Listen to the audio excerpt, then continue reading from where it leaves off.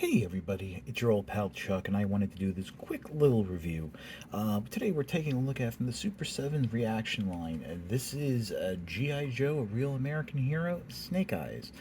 This is actually a Target exclusive version of Snake Eyes that is based on the Silent Interlude issue, which I believe was issue 21 of the classic comic back in the day. So yeah, not a lot here going on. For those of you who are familiar with the ReAction figures, you know what I'm talking about. For those of you that aren't, Super 7 basically bought up the rights to any and every property you can think of and are making 5 point of articulation figures and have been doing it for quite a while now, based on those old Kenner Star Wars designs. Um, as I said, this is Snake Eyes from G.I. Joe. He comes with two accessories, an Uzi and a sword. Unfortunately, there is no sheath to store the sword. I thought that would have been nice to do, especially considering, backpacks and sword storage was actually a big part of G.I. Joe. Um, as I mentioned, there's 5 points for articulation, so even though this is a 3 3/4 inch figure, this is not articulated like the classic G.I. Joes. The arms can move up and down, the head can rotate side to side, there is no waist articulation, and the knees can only go forward and back. This mold has been reused several times already, as we've seen it in its original blue animation deco. Um,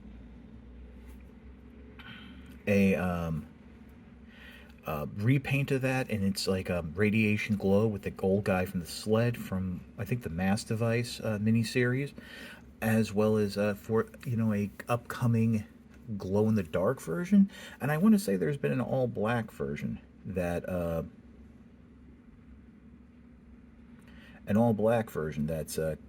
been out, but this is more of a gray that's again based on the comic design, and really all the detailing is there: the knife, the handgun, the grenades, stuff like that, but it's all molded in. And again, this is very limited articulation, so there's not a lot here to it, which some of you might have a problem with, some of you might not. And I just want to mention that I do. Okay, there we go. The figure was coming off looking a little more brown, when it's actually more of a grayish color, but I think I just fixed it now for the most part. Yeah, that's about right. So just want to make sure you guys get a good look at it. My one complaint about these ReAction figures is they go for upwards of $17, and that's at regular retail. This one, being an exclusive, was actually going for, I've seen it go for about $25.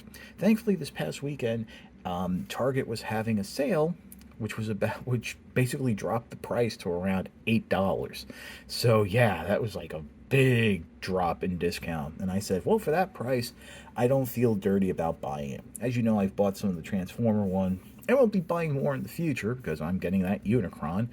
And I would like to get some of the other movie figures. But again, the price is very restrictive. Super 7 is great at detail. They're not great at articulation or making non-collector friendly toys.